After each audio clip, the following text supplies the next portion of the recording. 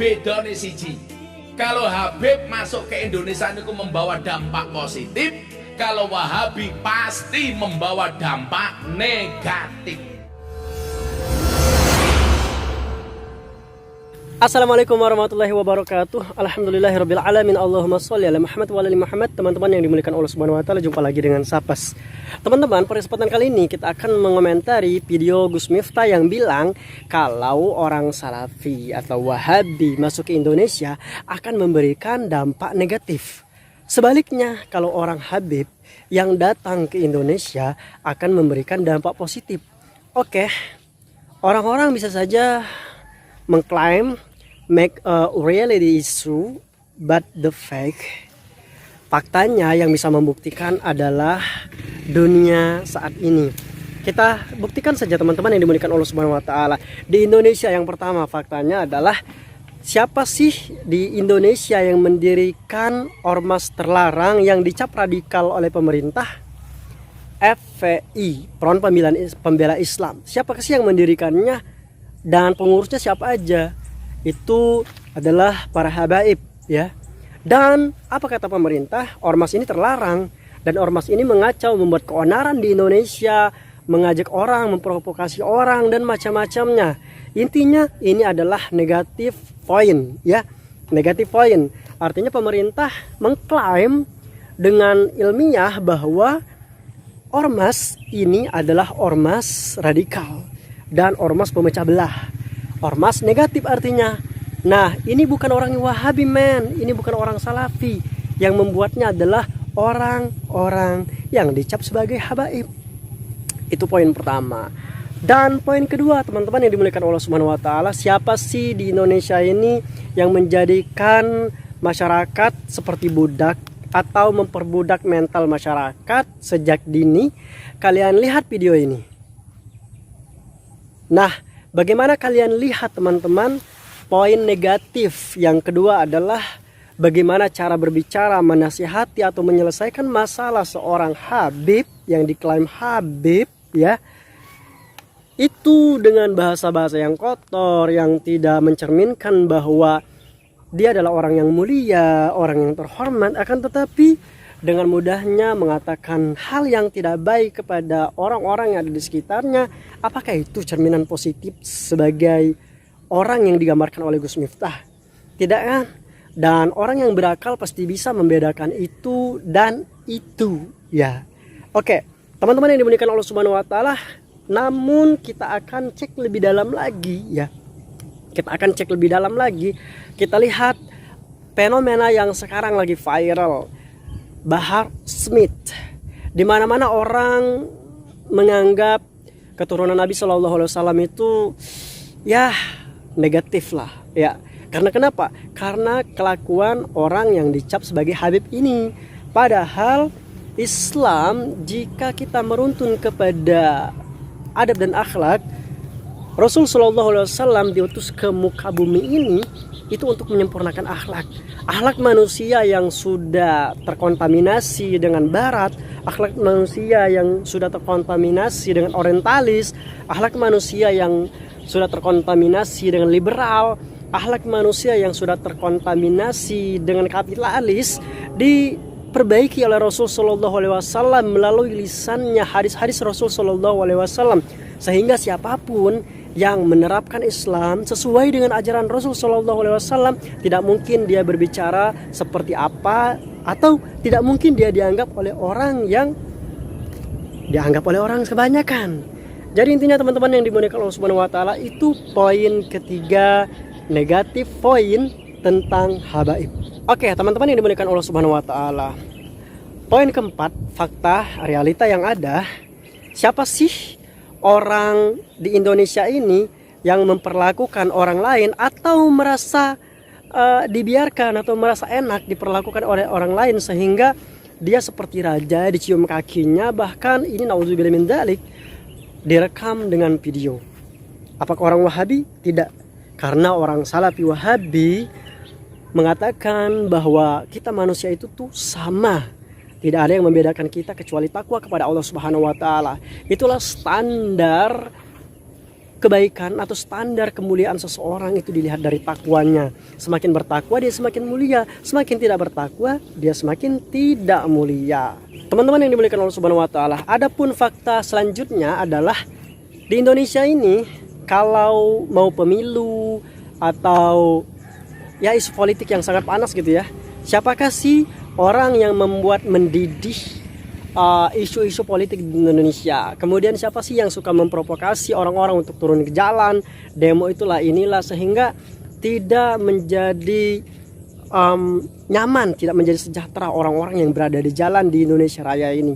Pastinya bukan Salafi Wahabi, pastinya bukan Salafi Wahabi, tapi orang yang dicap Habib oleh Gus Miftah. Dan teman-teman, fakta selanjutnya adalah siapa sih di Indonesia ini yang selalu dikit-dikit berantem dan dikit-dikit berantem.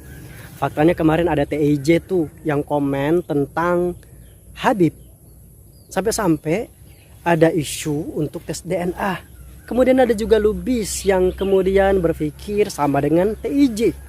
Mereka bersatu padu dengan Gus Fuad Plerer yang katanya mengatakan bahwa tidak ada keturunan Rasul Shallallahu Alaihi Wasallam yang real di Indonesia.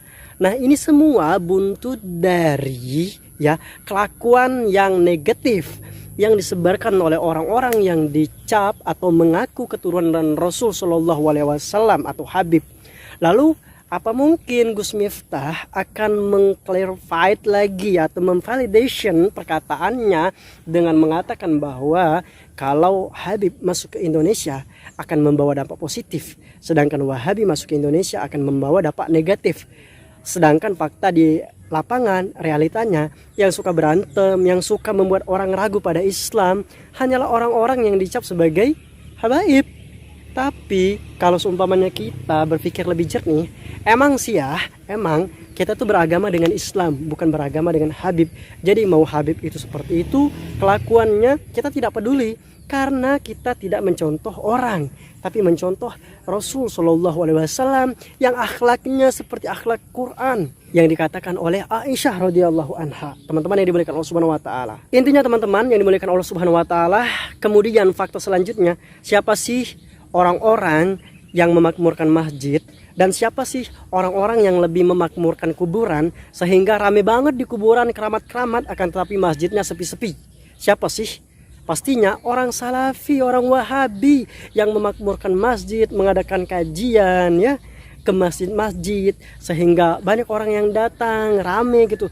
Terus lagi orang-orang Salafi Wahabi lah yang mendakwahkan kuatnya sholat berjamaah di masjid sehingga laki-laki berbondong-bondong datang ke masjid, dan orang-orang ingin menikmati keutamaan sholat berjamaah di masjid. Dan mereka siapa sih yang lebih intens mendakwakan kuburan, tawasul itu, tawasul ini yang tidak sesuai dengan syariat Islam? Siapa dan siapa? Jadi kalau seumpamanya kuburan lebih rame daripada masjid karena ulah orang yang dicap Habib, apakah itu membawa positif juga?